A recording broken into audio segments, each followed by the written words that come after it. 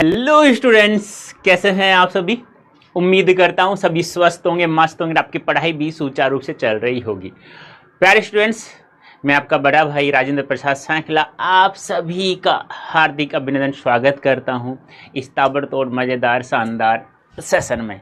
तो प्यारे दोस्तों, हम लोगों ने एक कहानी पढ़ी जिसका नाम था रोज गैंग्रीन, जिसका पूर्व नाम था। और आपको पता है गैंग्रीन एक रोग होता है, यानी कि कांटा चुभने के बाद में एक रोग हो जाता है, फोड़ा फुंसी वगैरह हो जाता है, जिसमें हाथ पैर काटने पड़ जाते हैं, कभी इंसान की मृत्यु भी हो जाती है इन्हें। ठीक है, तो ये कहानी हम लोगों ने पढ़ ली, जिसमें मुख्य पात्र मालती, उसका पति महेश्वर, उनका बेटा टीटी, लेखक, हाँ, ये सब चीज़ें हम लोगों ने पढ़ ली थी। आज हम लोग इस लेक्चर संख्या 4 में कहानी कंप्लीट हो गई, लेखक का जीवन परिचय, साहित्यिक उपलब्धियां कंप्लीट कर ली हम लोगों ने, सारांश हम लोगों ने पढ़ लिया, शब्दार्थ भी हम लोगों ने पढ़ लिया। आज केवल जो हम लोग करने जा रहे हैं वो केवल क्या करेंगे, हम लोग क्वेश्चंस आंसर करेंगे बेटा जी। ठीक है, हाँ, क्वेश्चंस आंसर करेंगे बस। यानी कहने का मतलब क्या है कि आज पता चल जाएगा मुझे कि तुम झूठ बोलते हो या सच बोलते हो, कि समझ में आ गया है, कंप्लीट समझ में आ गया है ना। एक बार कमेंट वैसे दिखाना यार सर, ऐसे नहीं, क्योंकि ऐसे बहुत कम। अरे यार वो रहेगा यार।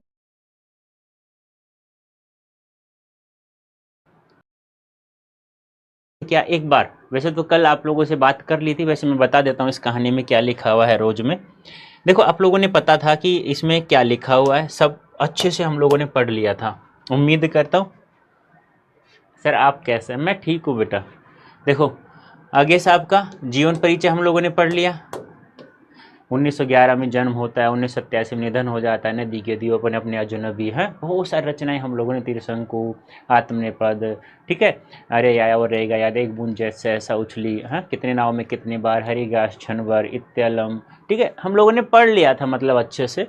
और इस कहानी को भी हम लोगों ने कंप्लीट कर लिया था। आज हम लोगों को क्या करना है, अभ्यास प्रश्न, जिसमें लेटर राइटिंग वाले भी होंगे और साथ में एमसीक्यूज भी होंगे, जो पोल के साथ करवाया जाएगा। अब मैं आप लोगों को एक बार इस कहानी के बारे में एक सारांश के रूप में बता देता हूँ कि इसमें क्या लिखा हुआ है। देखो, इस रोज कहानी की बात करें हम लोग तो इसमें मुख्य पात्र कौन है, मालती, पति का नाम क्या है, महेश्वर, महेश्वर, बेटे का नाम क्या है, टीटी, ये टीटी वो नहीं है, ट्रेन वाला टीटी नहीं है, वो टीसी होता है, टिकट चेकर, ठीक है, हाँ, टीटी है ना। अब लेखक है जो मालती का दूर का रिश्तेदार है ना, वो है, मतलब भाई है, तो दूर का, ठीक है। तो लेखक मालती से मिलने चाहता है। मालती पहले कैसी थी, चंचल थी, वाचाल थी, लेकिन शादी के 2 साल बाद वह ऐसी बदल गई, बिल्कुल शांत हो गई, गंभीर हो गई, बिल्कुल कुछ नहीं बोलती थी, पढ़ाई लिखाई कुछ नहीं, वैसे पढ़ाई लिखाई पहले भी कुछ नहीं करती थी, है ना, लेकिन अब भी ऐसा है। एक बार टॉप से दिखाना मुझे कमेंट्स का, चैट बार बार क्यों रुक जाता है, 7 बजे जाता करता है।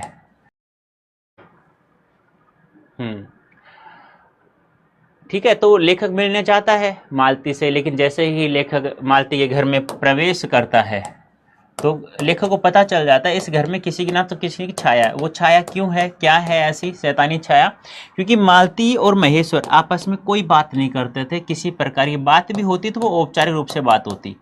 यानी कि औपचारिक क्या होता है, जैसे हम एक दूसरे को नहीं जानते फिर ऐसी बात करें, जिसमें दुख सुख हाय हेलो की बात नहीं की जाए, केवल काम से काम संबंधी बातें की जाए। महेश्वर एक डॉक्टर था, पहाड़ी गांव में एक डिस्पेंसरी में कार्य करता, सुबह 7 बजे आता, फिर दोपहर को 1:30-2 बजे आता, ठीक है, फिर वापस से फिर रेस्ट करता, फिर शाम को 1-2 घंटे के लिए वह चला जाता। बस ऐसी एक यंत्रवत जीवन, निर्दिष्ट रूप से एक ढर्रे पर चलती ऐसी जीवन थी। मालती की हम लोग बात करें, जैसे ही मालती, जैसे कि मान लो 11 बज गए, ठीक है, 12 बज गए, 1 बज गया, तो यंत्रवत के रूप में जैसे ही कोई घंटा बजता, टन खड़खड़ाता, लेखक की भाषा में कि 11 खड़खड़ाया, मतलब 11 बज गए, तो एक सांस लेती कि 11 बज गए, मतलब जिंदगी बिल्कुल जिसे कहते हैं निरस, निरस बन गई थी, मतलब एक ऊंग सी जिंदगी थी जिसमें कोई मजा नहीं था, मतलब ठीक है। तो लेखक जैसे मिल लेता है तो कहता है मैं पैदल आया, तो कितनी दूर पैदल आए हो, कैसे पीछे पीछे पीछे कूली आ रहा है मेरे बिस्तर लेकर के, कोई नौकरानी थी नहीं मालती के पास भी। महेश्वर इसकी आवश्यकता कभी नहीं समझी, कह रही थी कि 15 दिन हो गए हमें आए हुए, सब्जी वाला अभी तक कोई आया नहीं, जो 15 दिन पहले जो सब्जी लेकर आए तो वही चला रहे हैं, हम लोग वही खा रहे हैं। ऐसी कुछ एक कहानी है। अब किसी को कोई डाउट है तो मैं क्वेश्चन आंसर कराऊं एक बार जल्दी से, मुझे बंद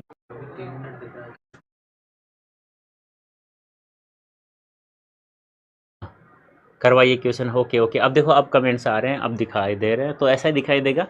इससे अच्छा मैं चैट ऑफ कर देता हूँ, चैट ऑफ तो नहीं करूंगा लेकिन क्वेश्चन आंसर हम लोग देख लेते हैं। देखो पहला सवाल क्या है, प्रश्नोत्तर की हम बात करें कि मालती घर का वातावरण आपको कैसा लगा, अपने शब्दों में लिखना है। देखो ये सवाल नहीं आएगा, इम्पोर्टेंट नहीं है कि मालती घर का वातावरण कैसा था। आप लोग समझते हो कि जिस प्रकार किसी में भाई मतलब दुख सुख की बातें, हाल चाल, मजाक ना हो तो कैसा होगा, तो लेखक के शब्दों में लिख देना वही सेम है कि मालती घर का वातावरण इस प्रकार था कि जिस प्रकार कोई छाया मंडरा रही हो, यंत्रवत दिनचर्या, मशीन जिसे बोलते हैं, उदास उदास मन, थका थका शरीर, जिसमें कोई उल्लास व आनंद की किरण तक नहीं दिखती। उसका भाई अतिथि के रूप में आया, फिर भी उसका मन खिला नहीं, बुझा बुझा ही रहा, क्योंकि वह भी ऐसे सोच रहा था कि ये जो छाया है ना, ये मुझे भी क्या कर रही है, मतलब अपने शैतानी जाल में फंसा ली है। उसके लिए कोई अर्थ नहीं रखता, वह उससे कुछ बात भी नहीं करती, उल्टे उसके प्रश्नों का उत्तर भी अति संक्षिप्त रूप में देती, यानी कि मजा नहीं आ रहा उन बातों में किसी प्रकार से, मानो रस्म अदायगी हो। यानी कहते हैं ना एक रस्म अदाना, हाँ यार ये काम करना है, इस प्रकार से होता है ना कि हाँ यार चलो ठीक है चलते हैं, मजा नहीं है उसमें, ऐसे बार बार आता है। ऐसा लग रहा था लेखक को। भाई कहाँ से होकर आया उसमें मालती की कोई दिलचस्पी नहीं है। लेखक स्वयं मानता है कि चहकने वाली लड़की का व्यक्तित्व 2 वर्ष में बुझ सा गया है, निरस्ता आ गई है, ऊब, खिजन, घुटन, मात्र यंत्रवत जीवन शैली ही वहां पसरी हुई थी, यानी कि फैली हुई थी। ऐसा ही जो साफ कहती थी कि मालती अपने जीवन से ऊब चुकी है, पर विवश है क्या करे, विवश है क्या करे। ठीक है, तो महत्वपूर्ण ध्यान नहीं रखना है उस सवाल के ऊपर। नेक्स्ट, दोपहर में उस सोने आंगन में पैर रखते ही मुझे ऐसा जान पड़ा मानो उस पर किसी सांप की छाया मंडरा रही हो। यह कैसी सांप की, सेम आंसर है, सेम जो अभी हम लोगों ने पढ़ा। देखो लेखक अपने दूर के रिश्तेदार की बहन के यहाँ आया, यह वही बहन थी जिसके साथ बचपन बीता। वह लेखक की सखी अधिक थी, यानी दोस्त जिसे कहते हैं, साथ खेलना, लड़ना, झगड़ना, साथ पढ़ना, व्यवहार से स्वच्छता, संचलता, गुमसुम, पर आज मात्र औपचारिक वार्ता। औपचारिक में बता चुका हूँ आप लोगों को, जैसे एक सरकारी अधिकारी दूसरे सरकारी अधिकारी को लेटर लिखता है तो एक दूसरे को नहीं जानते वो, ऐसे ही मालती महेश्वर पति पत्नी तो थे पर नाम के थे, है ना, औपचारिक रूप से बातें करते थे। शादी के बाद औरत इतनी बदल जाती है कि वह अपने भाई, सखा और अतिथियों के आगमन पर बिल्कुल भी खुश नहीं है। उसकी बातों में कोई मिठास नहीं है, वह केवल प्रश्नों का उत्तर देते, यह भी नहीं पूछती कैसे हो, नहीं पूछती तुम क्यों आए हो, कहाँ से आए हो आदि। उसका यांत्रिक जीवन और मौन बताता है कि वह कुछ सह रही है, भोग रही है, कहीं कोई दुख है, उससे पार आने को छटपटा रही है। यह अतिथि स्पष्ट स्थिति स्पष्ट करती है कि घर पर कोई छाया मंडरा रही है जिसमें वह फंसती जा रही है। उसका मौन, मतलब सेम आंसर है दोनों, और उस पहले से अच्छा आंसर ये थोड़ा ठीक ठाक है, जो आ सकता है वो पहले वाला तो नहीं, ये ध्यान रखना। भाई आज कमेंट्स में प्रॉब्लम है, प्लीज़ आप फालतू कमेंट्स मत करना, मुझे कुछ भी दिखाई नहीं दे रहा है आप लोगों की तरह। ठीक है, 7 मिनट से पहले बस किसी 1-2 का दिख जा रहा है, तो कुछ इश्यूज हो जाते हैं, उसमें कोई प्रॉब्लम नहीं है। पर मैं तो कहूँगा कि कल भी आपसे बातें होगी तो अच्छे से समझ में आ गया था। आज बस क्वेश्चंस करें, इसके बाद MCQs करेंगे हम लोग। लेखक और मालती के संबंध का परिचय रोज कहानी शीर्षक, हाँ ये महत्वपूर्ण है, एक बार आ भी चुका है 2024 में, अब की बार भी आ सकता है, महत्वपूर्ण है ये। लेखक, अब आपको पता है संबंध कैसा, दूर का भाई, है सखा, मान सकते एक साथ पढ़े भले, तो कहानी के आधार पर लिखना है। दूर का भाई, पर बचपन में इनका संबंध सखा था, सखा का था, मतलब दोस्ती का। एक साथ रहते, खेलते, लड़ते भी थे, एक साथ पिटते भी थे, है ना, एक साथ बाग में जाते स्कूल से बंक मार करके, और वहाँ आपको पता है ना कि आम के पेड़ से कच्ची कैरी जिसे बोलते हैं, आमियाँ तोड़ तोड़ खाते। कभी लेखक पहुँच यार मालती नहीं आती तो लेखक खिन्न मन से, उदास मन से वापस आ जाता, ऐसी बातें। यहाँ तक कि साथ साथ पिटते भी थे। लेखक की पढ़ाई भी मालती के साथ ही हुई थी, हुई, लेखक की पढ़ाई भी मालती के साथ हुई थी। दोनों के व्यवहार में सखा भाव के साथ उन्मुक्त स्वच्छंदता का भी समावेश रहा। कभी भ्रातृत्व का रूप, कभी किसी अन्य रूप में वे रिश्ते के बड़े छोटेपन में नहीं बंध सके थे। वेरी वेरी इंपॉर्टेंट है, ध्यान रखना। पहला सवाल है जो महत्वपूर्ण है, जो एग्जाम में आ सकता है। मालती के पति महेश्वर की कैसी छवि आपके मन में बनती है? कहानी में महेश्वर की उपस्थिति क्या अर्थ रखती है? अपने विचार दें। मुझे तो महत्वपूर्ण लगता नहीं है, फिर भी एक बार पढ़ लेता हम। रोज कहानी की, देखो इन सभी सवालों का आंसर हमें पता है, लेकिन लिखने का तरीका बता रहा हूँ कि कौन कौन से शब्द कैसे, क्योंकि शब्दों का ही खेल होता है आंसरों में, तो कैसे कैसे शब्द हैं वो देख लेते हैं। रोज कहानी के आधार पर यह कहा जा सकता है महेश्वर एक व्यस्त व्यक्ति था जिसका परिवार से रूटीन लगाव था। बताया ना, सुबह 7 बजे उठना, 1:30-2 बजे आना, फिर शाम को 1-2 घंटे के लिए चले जाना, स्टीन लगाओ। बच्चा रो रहा है, गिर पड़ता है, उसके ऊपर उसका प्रभाव नहीं है। मालती का जीवन नौकरानी का सा है। महेश्वर को इसकी कोई चिंता नहीं है, किसी भी प्रकार की नौकरानी लाएं या नहीं लाएं, बस काम चल रहा है तो चलने दो। घर आना, खाना खाकर सो जाना, सुबह तैयार होकर डिस्पेंसरी चले जाना, एक रूटीन, वह भी रूखी ऊब पैदा करने वाली स्टीन यही थी। रूटीन यही थी उसकी जिंदगी। यह यांत्रिक जीवन पहाड़ के छोटे कस्बे में पसरा हुआ है। यह यांत्रिकता दोनों पर दिखाई देती है जो उनमें दूरी बढ़ाई जा रही है। यह भी आभास होता है कि महेश्वर की जिंदगी खूंटे से बंधे पशु के समान है जिसकी नियति मात्र खूंटे के चारों ओर चक्कर काटना ही है। महेश्वर एक कटा हुआ पात्र है। जहाँ भी उसकी उपस्थिति कहानी में होती है वहाँ वातावरण तनावग्रस्त हो उठता है। अवसाद यानी दुख आज छा जाता है। उसकी मानसिकता वातावरण को बोझिल बना देती है। एक अजीब सा अवसाद घुटता हुआ दिखाई। कहने का मतलब क्या है? दोनों का जीवन, चाहे मालती हो चाहे महेश्वर हो, दोनों का जीवन एक मशीन की तरह है। सुबह उठना, डिस्पेंसरी जाना, दोपहर को वापस आ जाना, खाना खा के फिर सो जाना, फिर 1-2 घंटे के लिए चले, फिर आ जाना, फिर औपचारिक रूप में बातें कर लेना मालती से। कोई हाय हेलो किसी प्रकार के दो मतलब वो नहीं है। मतलब कहना है ऐसी जिंदगी जिसमें केवल ऊब हो, खीज हो, असंतुष्टि, उदासीपन, अवसाद या अवसाद है। टीटी पर कोई ध्यान नहीं देना, उससे ना खेलना, बस उसको मालती भी यही कहती है कि ऐसे पढ़ता रहता है, ऐसे लगती रहती है। मतलब कहने का मतलब क्या है कि ऐसा जीवन बिल्कुल भी पसंद नहीं है किसी को भी। लेकिन कहते हैं ना, जब घर में शांति नहीं रहे तो फिर क्या फायदा। नेक्स्ट, ग्रेगिन क्या है? Very very important. ग्रेगिन क्यों नाम आता है भाई? ग्रेगिन, ध्यान रखना। कोई भी चोट या घाव ऐसा रूप धारण कर लेती जिसका सामान्य इसका इलाज संभव नहीं हो पाता, वह ग्रेगिन कहलाता है। सामान्य लोग इसे गलाव कहते हैं, बोलते हैं, अर्थात घाव बजाय ठीक होने से के गलने लगता है, बढ़ने लगता है, उस समय उस अंग को काट देना ही एकमात्र मार्ग रह जाता है। गांव में कांटा चुभना एक आम बात है। जब वह भीतर ही रह जाता है तो गलाव का रूप धारण कर लेता है, तो गैंग्रीन कहलाने लगता है। बताया ना मैंने आपको, एक बार बताया भी था मैंने कि कांटा जैसे चुभ गया, कांटा चुभ करके निकल गया बाहर तो कोई दिक्कत नहीं, उसमें से खून निकाल लो तो पकता नहीं है, मतलब उसमें दर्द नहीं होता बाद में। उस समय खून निकाल तभी थोड़ा दर्द होगा।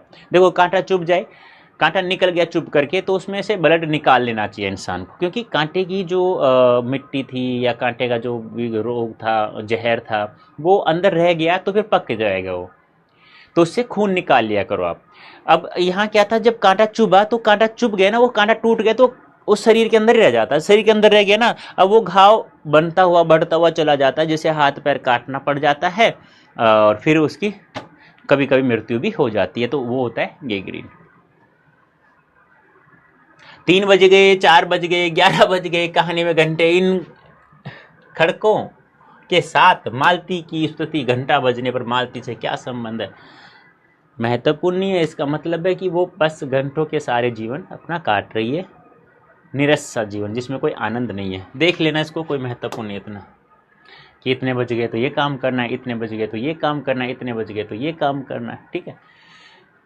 कहानी का उद्देश्य लिखिए, ये है महत्वपूर्ण। एक अब और आगे आएगा सारांश, वो 2 महत्वपूर्ण है। यानी 4 सवाल यहाँ महत्वपूर्ण है मेरे, और चारों में 100% मैं कह रहा हूँ, सारों में से गैंग्रीन वाला, मालती और लेखक का संबंध वाला, तीसरा उद्देश्य, चौथा आएगा शीर्षक, सारांश वाला।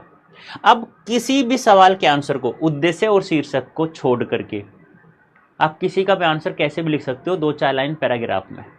लेकिन जब उद्देश्य पूछा जाए और आपसे जब शीर्षक पूछा जाए, सॉरी सारांश पूछा जाए, तो इनका आंसर तुम्हें पॉइंटों में देना पड़ेगा बेटा, ऐसे पॉइंट बना बना के।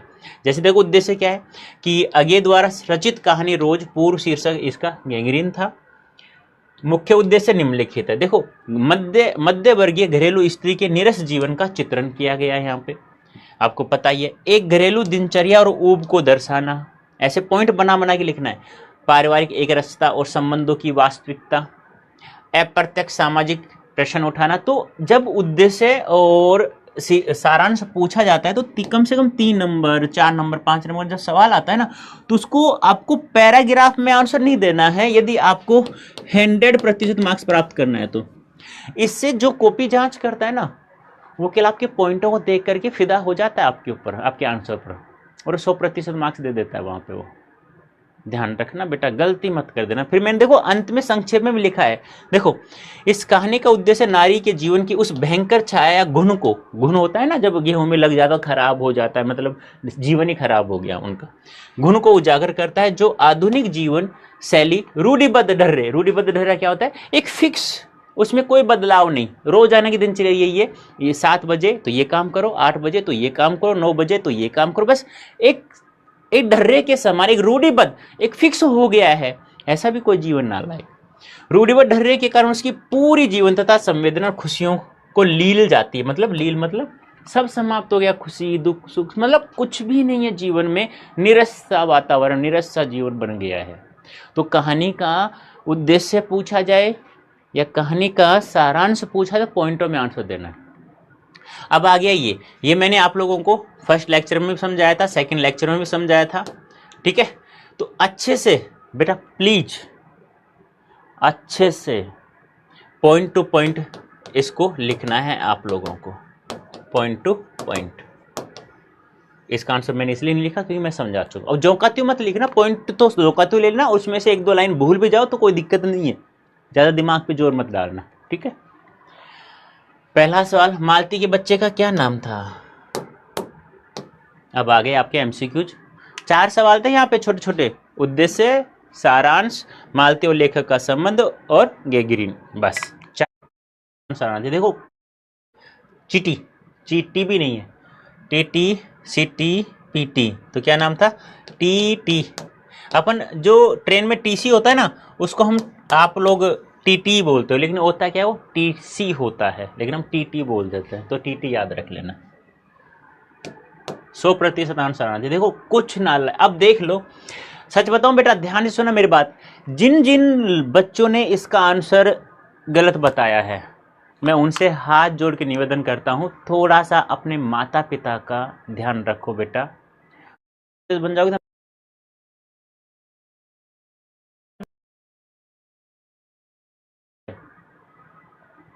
सर जी हम पढ़ते हैं।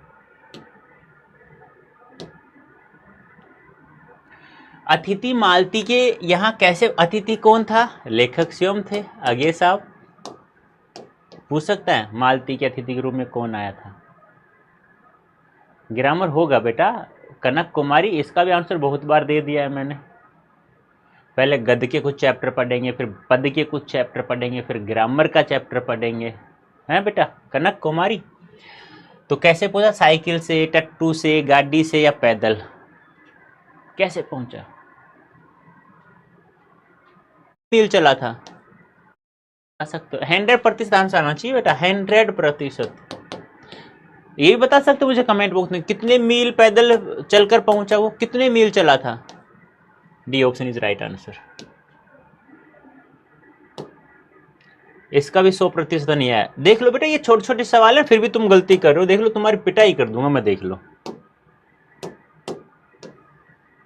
लेखक मालती के घर पहुंचने हेतु यानी के लिए कितना पैदल चला, 20 मील, 25 मील, 18 मील, 22 मील, कितने बताओ, 20, 18 है, 18 मील।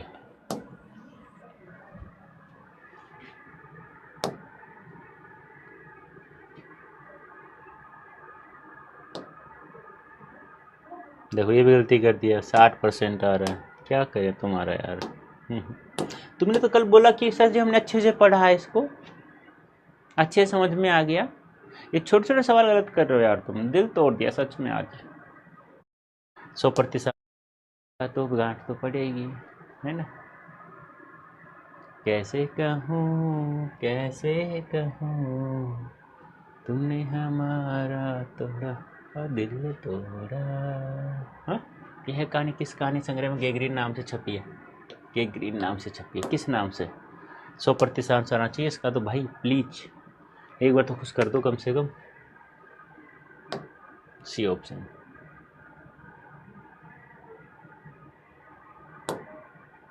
87%। इसमें भी देखो आगे का उपन्यास इनमें से कौन सा है? अब मजा आएगा। पुरस्कार, जादूगर, ठुमरी, शेखर एक जीवनी। उपन्यास का नाम बताना। याद है मैंने 3 उपन्यासों के नाम बताए थे। एक तो नदी के द्वीप,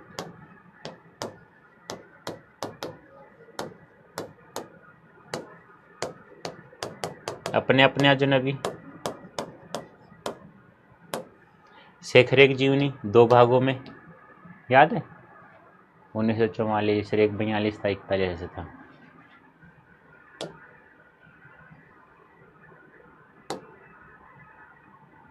सौ प्रतिशत आंसर आएगा कभी, या मैं बस इंतजार ही करूंगा? किस कहानी का शीर्षक गे ग्रीन था? ये देखो वापस से रिपीट हुआ है। आपकी बार तो 100% आना चाहिए।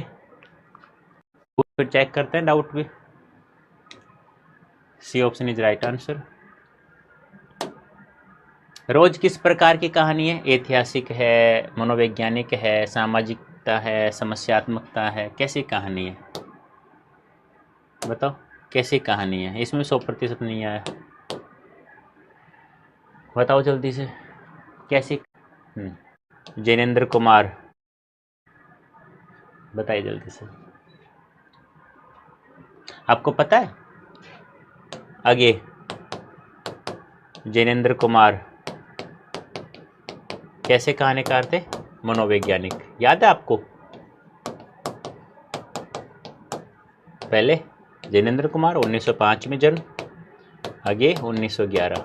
याद रखना ये सब चीजें।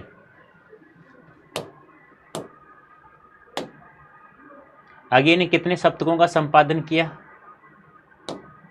कितने सप्तकों का संपादन किया?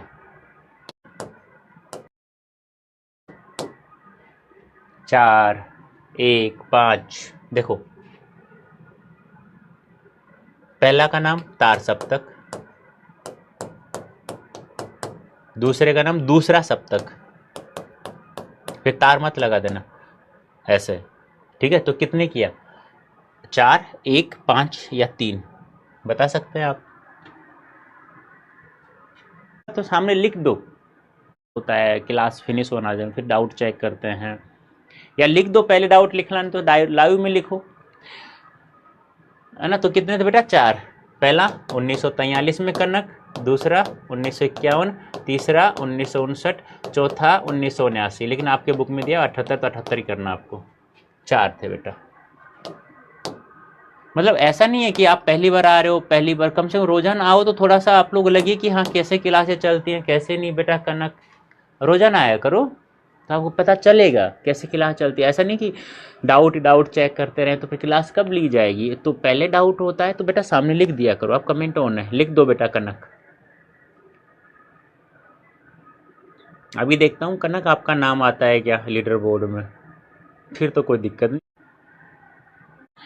अपने अपने में बहुत बार दे चुका हूँ। पहले हम लोग गद्य के कुछ चैप्टर पढ़ेंगे, फिर कुछ पद के चैप्टर पढ़ेंगे, फिर हम लोग ग्रामर करेंगे। पता नहीं कितनी बार बताया मैंने, पर कनक है तो कनक ही है। अब तो क्या करें।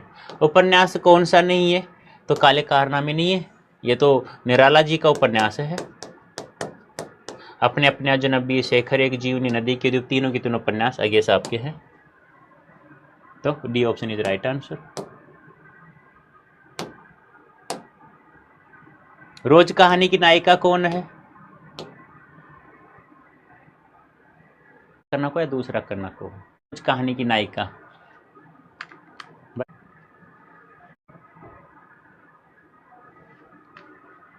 तो क्या नाम था? मालती।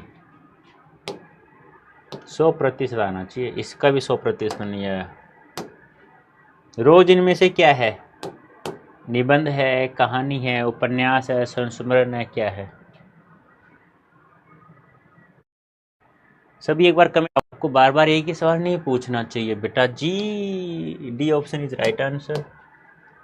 100% इसमें भी नहीं आया। रोज कहानी में अतिथि बनकर कौन आता है? कौन आता है भाई? मालती का पिता, मालती का फूफा, मालती का भतीजा, मालती के दूर के रिश्ते का भाई, कौन आता है? किसका था? थी वो ये विपथगा होगा ना। अरे बेटा, सवाल क्या था पहले वो देखना। ये ग्रीन किसका था ना, वो पूछा गया था वहां पे। क्या बात है, ये तो भाई अंधे भी हैं, है ना।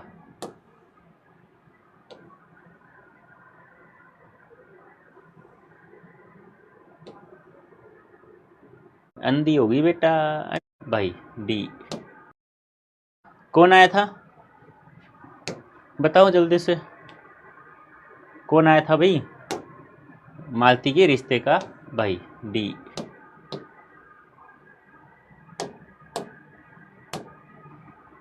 आगे का जन्म कब हुआ बताओ? स्नेहा, स्नेहा, स्नेहा आंखें हैं ना बेटा, नहीं दिख रहा तो दौड़ लगवा लो डॉक्टर के पास। मैंने गलत बता दी, तीसरे नंबर का आंसर गलत बताया क्या? एक 20 मील, हाँ ये तो बात मैं मानता हूँ। सूरज कुमार एक बार देखना भी कितने मील पैदल चला था, चाहे 20 चला था, मुझे भी ऐसा लग रहा है कि 20 चला था।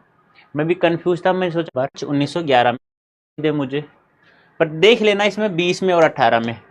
थैंक यू सूरज बेटा, महान हो आप। देखना मुझे बताना बेटा एक बार है। हाँ मुझे भी कंफ्यूज लग रहा था कि कुछ तो है। ठीक है, तो 7 मार्च 1911 में जन्म हुआ था। B option is right answer.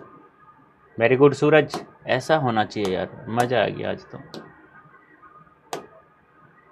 बताइए, बचपन में खेलने के लिए सचिन आगे ने कौन सा नाटक लिखा?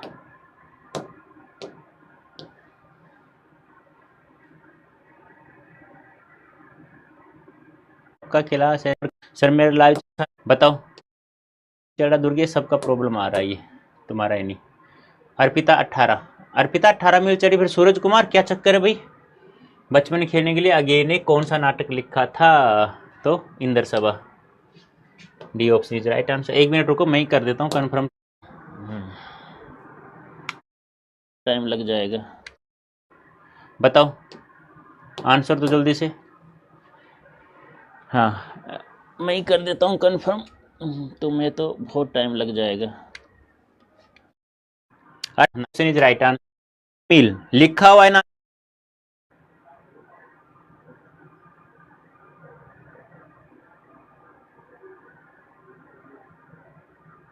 18 मील लिखा हुआ है ना, लाइक 18 मील चला था। फिर गलत कैसे हुआ? मतलब खुद को ध्यान नहीं है, मुझे भी कंफ्यूज करवा रहा है। 18 मील चला था ना, लाइक 18 मील ही चला था बेटा। सही है सूरज बेटा, अब पिटाई कर दूंगा दही जमाने के लिए। A option is right answer बेटा जी। अभी रुक जाओ, वापस से मैं आता हूँ तुम्हारे उस पर। देखो समरी की हम लोग बात करें, समरी मैं स्टार्ट में बता चुका हूँ आप लोगों को।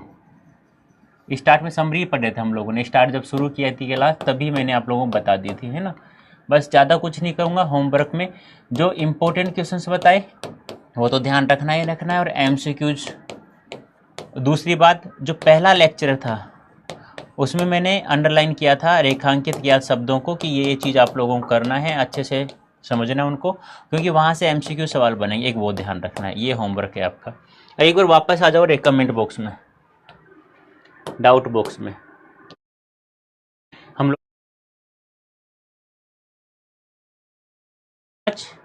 खुश रहना, मस्त रहना, स्वस्थ रहना करके, है ना। जैसे आप लोगों ने आज देखा, मेरी आंखें बंद थी, आज हो जाता है बड़े बड़े शहरों में छोटी छोटी बातें, है ना। Thank you so much. खुश रहना, मस्त रहना, स्वस्थ रहना, और पढ़ाई सुचारू रूप से करते रहना है, और रोजाना पढ़ना ही है। कभी किसी को बुरा मत करना, ना सोचना और ना कहना। Bye bye. यह कहानी किस कहानी संग्रह में गे ग्रीन नाम से छपी थी? तो ऐसे होता ना कि गे ग्रीन बाद में किस नाम से प्रकाशित हुई तो रोज आता है, लेकिन ये विफतगा, ये सही है बेटा, सुपर, क्या बात है यार, मान गए। अरे सही है, सही है, मैं ही गलत हूँ, मैंने आंसर ध्यान नहीं दिया। क्या बात है, सही कह रहे हो आप, सुपर बेटा।